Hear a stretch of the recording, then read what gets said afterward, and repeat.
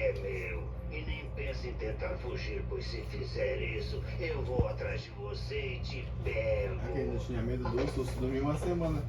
Mesmo que ele fugisse, você ia pegar ele. Tá bom, Né? amigão, turma bem, deixa comigo. Aí, daqui a uma semana, a gente vai estar rindo de tudo isso. Hã?